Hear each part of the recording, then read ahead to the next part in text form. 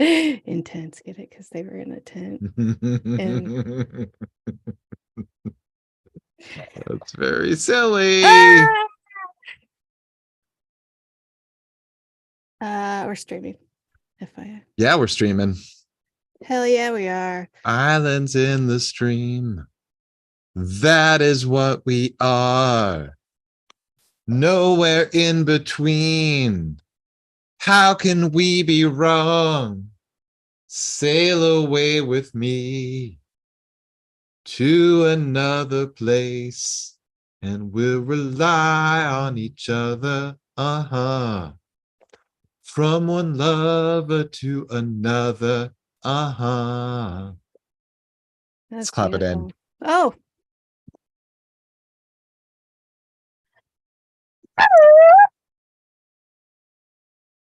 What's up, guys? It's On Fire Tonight with Josh and Tressa. We are here today to talk about the show from FROM Season 1, Episode 9. This is your one and only warning. We are about to spoil it. So if you haven't seen it already, pause this, watch that, come back. You're back. Welcome back. Josh, what did you think of this episode? I thought it was pretty fun. Yeah, I was into it. I don't remember what happened. Okay, so Boyd returns to the stone temple from whence he got all of the talismans. Yep. He is the only one carrying a backpack. Sarah is carrying nothing. Except her hands and a handcuff. For a while until he lets her out of them. Also, she's strangely calm for someone who just recently accidentally murdered her brother. Right, and is having hallucinations of people telling her to murder people. She's fine with it. She's fine with it. Even though the voices said, if you don't kill that little kid, your brother's gonna die. And guess what happened? Her brother died. Right, and everyone's going to die. And then just a ton of people died right after. Yeah. Interesting. Yeah. Maybe she's just the, what's it called? The ringleader. She's the ringleader of all the ghouls. It's all a facade. It's interesting that she killed her brother. Boyd killed his wife. The circumstances were different. Very. But still, like... But they still murdered people they loved. Yeah, right. I'm going to say murder, even though it wasn't intentional, because I like the word. Sue me. I think murder is inappropriate for both of them. Yeah, absolutely. I agree. Still going to say it. So Margaritaville from that other episode was a real negative Nancy. But boy, can he accessorize. You like his necklace? I do not. What are the accessories you like? I don't. I just think that he can really accessorize, and I'll give him that. He is not afraid to wear a necklace or three. You know, not a lot of men will do that. And wear a bunch of necklaces. Yeah, multiple. Yeah. I mean, I think that you always run the risk of being in the doors by accident. Or Mr. T. Yeah, or being Mr. T accidentally. Oh no, what happened? I put on too many necklaces. Now I'm Mr. T. And in the doors, both. Hello, fool. I love you. Won't you tell me your name? Oh no, this is the end. So that's a good one. A bunch of refugees now live in the jail at the post office. Yeah, including one sad sack, but not for long because he hangs himself. And Donna is super broken up about it, and Christy's not too happy about it. Who the fuck is that guy? Why do I care? Never seen him before. Why are you pretending like he's the most important person in this town? You fucking just introduced him 2 seconds ago. I think his name is Dale. I thought it was Eric. Okay. We'll call him Longface. We'll call him Longface. Because Donna was like, why the long face? It's hereditary, right? So Kenny gives us some exposition right up at the top with his mom, where he explains how people are working on this radio tower in groups of 3 to assemble the thing and the Yeah. power source and the wiring. Thank you, Kenny. Now I And don't have to watch anymore. I'm gonna go right, eat. I didn't have to watch like most of this episode because of that. Uh-huh. I didn't have to watch the actor playing Jim pretend to be like being the foreman of other people's carpentry that he clearly has no idea about. Yeah, just keep that level. That's fine. Mhm. Just make sure it's Yeah. flush. Thanks, Jim. Thanks, Jim. I was gonna do it crooked, but thank you. It was crooked. He puts it crooked. I know. That's what I was thinking. I thought I was wrong. Good. Tabitha has a crazy dream. I don't care. Yeah. It's dream Halfway, space. yeah, as soon as I realized it was a dream, I was like, next, who fucking gives a shit? Well, I mean, often people like the stories reveal themselves through a dream. And also, we haven't even mentioned at any point the Chromonocle, which is the children's story that Ethan is into. Right. We can assume that there's some sort of,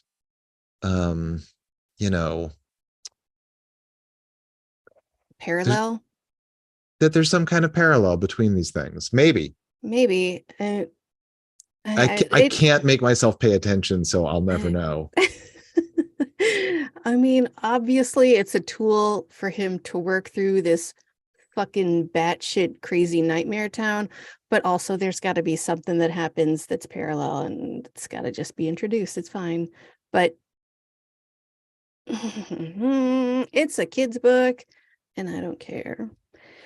Tabitha is like, hey, we should all talk about what we want to do when we get home. And they go around the table, and she's like, I'm going to order single thing on the menu at our favorite restaurant. And Julie's like, I just want to call my friends. And Ethan's like, I hope we have fun like we do here. I hope we get to see lots of bodies that have been torn apart for hours. That'd be awesome. We never play games around the table together like we do here. Like, do we live in a nightmare universe? What a fun game.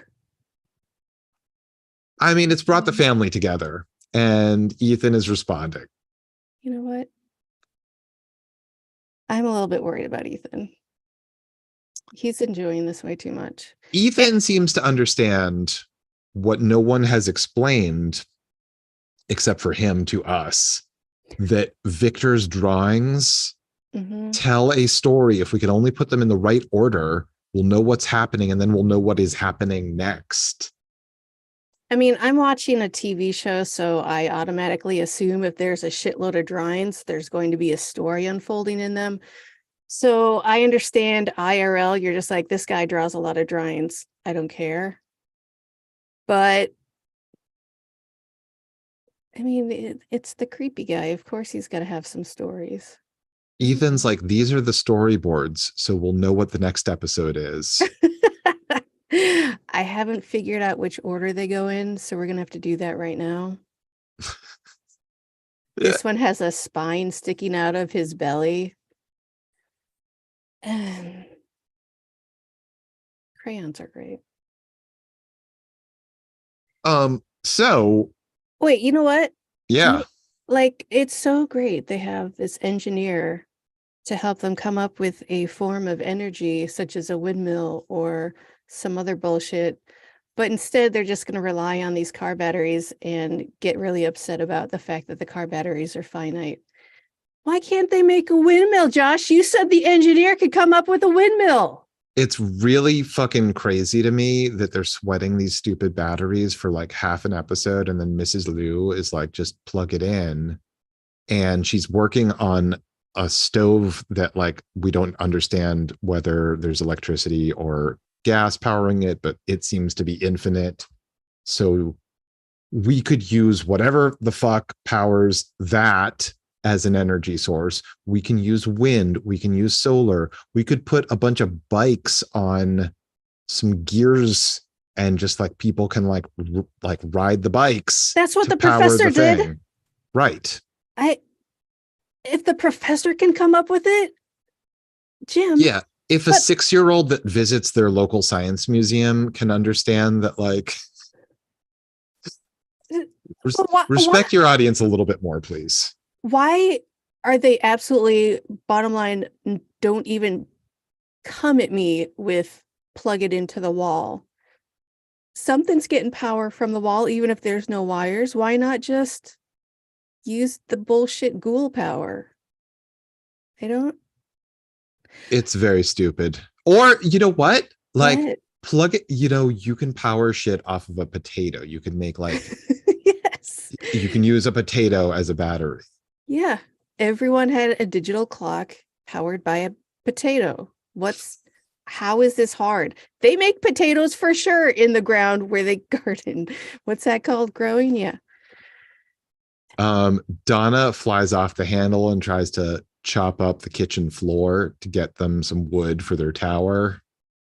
Yeah, I Kenny spends a understand. lot of time listening to people. Like, Kenny listens to her. He listens to Christy, both of them talking about Dale and his suicide.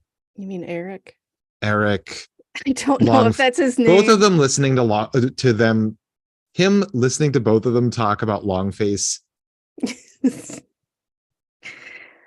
Hey, huh? Yeah. Uh, and it's not even about long face. It's the fact that you're getting everybody's hopes up, and then what happens? And I Fatima. Fatima. I think it's Fatima. I I think could be you're saying it right, wrong. but I in I my don't know if head, I've ever heard anyone say it. I know, like everyone says it different. I feel, but No, in my head, I hear it 3 different ways, and I don't know I might which be one. wrong. I think you're right. Fatima is like, she's been there for a year, so she's already got Stockholm syndrome, and she's like, all right, what happens? What if we go home? Then what? Then our lives are gonna suck. Yeah, she's been institutionalized. There's no life outside of this prison. Bro, How can we ever go back to normal life after we've been in this prison? I understand this is Nightmare Town and you've grown to love its ghouls, but it's Nightmare Town. You've been there for a year. Maybe if you had been there for a decade, I'd be like, I get it. You have been conditioned to live this entire life. I think institutionalization happens immediately. Like, once someone gets into a new place, like they You adapt walk to it. in and you're like, oh, fuck, this I is can, me now. yeah, kind of. I mean, I think it's, That's why we maybe live maybe in a a. little bit on day one, and then a lot on day 5, and then a lot more on day 30. All right, that explains late stage capitalism, I guess. Okay, I'm glad we could solve that. Uh, I mean, sure, fine. I get it. Whatever, fine. How is it going to be worse? they're just worried about, like, the people that they've become, the things that they've done and seen. Yeah, okay. I will live with that if I can go outside at night. I don't think any of them are saying, I don't want to return home. They're just worried about what the transition would be like if it's possible. Isn't that right? Yeah, sure. Shut up. You shut up. You shut the fuck up. We'll both shut up. Ready? Okay. Go.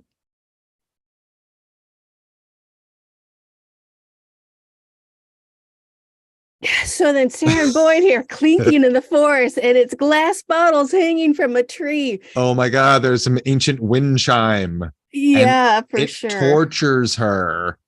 My God. She has a seizure. She's freaking out because the bottles are screaming at her. There's something inside each one of them. Yeah. Which we never learn what it is. Yeah, we do. Wait, what is it? Well, okay, first off, Sarah has a seizure because she hears voices or whatever. And then the next shot of them together is in a tent at night, the talisman hanging. And she wakes up and he's like, hey, cool, look what I found. I got a ball down, and inside was just a piece of paper that says 1863 or some year like that. I don't know. And it looks like they all have the same thing in them with different dates, I guess. I don't know what he said, but Oh. they all have, I think that he either assumed or he knew that they all had dates in them on paper. But also fuck camping so fucking hard. Okay, so 1863, maybe that was the vision of that one Confederate soldier. Or not even Confederate, he was a Union soldier from the Civil Right. War. 1864. Yeah. Yeah, maybe. Uh, uh, who's putting them bottles up there? And Is why? yeah. Do Why? is it Why? is it like, oh, there's bottles up here and I have one of my own? I'm going to put my own year on this piece of paper and put it in this bottle and hang it just like those other ones, because obviously everyone knows what to do when you see bottles like that hanging from a tree. Were Or we is it the supposed to bring same? a bottle? I didn't know to bring a bottle. Fuck, dude, I told you to bring the bottle. During my time, we only have plastic bottles. Yeah, and they don't make cool sounds when they're hanging from a Yeah, they tree. just plunk. They don't tink Yeah, tink. it sucks. It's just another. All right, so when Sarah wakes up inside the tent, she had a dream, although she didn't realize it. It was most likely Abby, Boyd's wife, warning her that they were wrong to come, that there are worse things than the monsters, and I tell don't. Mr. Fish and Loaves I was wrong. Wait a minute. Wait a minute. Wait a minute. Wait a Hello. minute. How do you come up with that was Abby? Because she heard stuff like details from other people or about other people, not necessarily connected to those people. It could have just been one of the a ghoul Wasn't that from a voice. thing like that? Yeah, Didn't yeah. Boyd and Abby have a Right. conversation about like loaves and fishes? Yeah, but at the same time, she could draw that thing from the candy bar that the priest had. He didn't Right. have anyone with him. Well, she can presumably hear lots of different voices at different times. I'm not saying that like the only voice was Abby. I'm just saying that in this one case it was Abby. I think that's a reach. I don't know. Mm. Um, Anyway, yeah, it just proves that she is hearing something that she doesn't know anything about, so she's not faking it. And Boyd's like, "Ooh, what?" right. And then a bunch of like monsters or something jump on the outside of the tent and fuck it up. Or maybe it's not monsters, but just like some dudes camping nearby. Who the fuck knows? You know, right before I watched this episode, I was thinking, how do I explain this when I post about it? And I'll be like, oh, it's like if Lost and Blair Witch Project made out. And then this dumbass camping scene happened. I was like, oh, yeah, it totally is. Uh-huh. Uh-huh. Mhm, mhm. Was that an earthquake that seemed to toss them around a lot? I don't know how a nylon tent is going to make them do backflips like they were doing. It was weird as hell. Maybe not backflips, but they were really getting pushed around in this nylon tent. It was confusing to me. It's nice that they had a tent to begin with. Well, yeah, that's why he has that big ass backpack. Right. But I'm just saying, like, Fuck nobody that camping. Yeah, I arrived in agree. this town necessarily knew that they were going to need camping gear. Well, somebody had it and died and it's in storage, I'm sure. I don't care. Um, and then when they're done jumping on the tent from the outside, Uh-huh, uh-huh. they start shining floodlights on them. Oh, right after we get Gabriel's horn, the loudest foghorn, air horn, angel horn, and then floodlights. Interesting. Gabriel's horn. So talk to me about that. I don't know anything about it, What but is that? I think it's in Revelations. I could be totally wrong, but you hear the Gabriel's horn, and then the horsemen of the apocalypse come running out. Oh, so that's a bad thing to hear. Yeah, you don't want to hear that because that's the end is nigh if you hear that. I also could be really talking out of my ass, and it's just Shit. like, but it also reminded me of War of the Worlds. And you know what? I hate Tom Cruise, but I love a terrible Tom Cruise sci-fi movie, and War of the Worlds is one of them. Maybe Back I to you, should watch Josh. that again. Maybe I should watch that one again. I'm not saying it's good. I love it though. Tabitha hits rock bottom Oh in her yeah. hole. How can she tell? Because There's a what? rock. Right. But like, is the rest of that hole like loose soil? What's it, the walls looked like they were all concrete of that Uh-huh. hole. Uh-huh. And then it looked Also, like they there's like were no dust outside of no, the hole either. At no. one point, we see Julie dump a small bucket of dirt that we believe came from that hole. Had like a small bowl's There was worth. like a handful's worth of dirt that she dumps out the back. And there's like not a pile of dirt back there either. No. Josh, I hate this hole so much. There is no way that that whole hole was nothing but loose dirt as it appeared to be. It What did she dig into that tent? Is that what it was? Because Oh, it went straight maybe. to no. Well, when she was in dream space, Hmm. she was going up out of that hole. She was going up the stairs out of the basement, but it was also like the stairs of a medieval tower. And simultaneously, she was outdoors on the ground during a sunny day, all at the Hmm. same time. And then Hmm. she encounters like some of Ethan's toys are on the stairs, and she sees a hanging Jim dangling upside down. And instead of screaming, he makes like a horn blast. Oh, And and a bottle. she also heard a baby crying and a phone ringing. Yeah, I hated all of it. But also, Very stressful dream. yeah, sucked. Also, whatever, dreams. That's it though. I mean, we're never gonna know what's gonna happen to any of these people ever again. Until next time, because right now Yeah, we're all out of time. that's it for this episode. Thanks for joining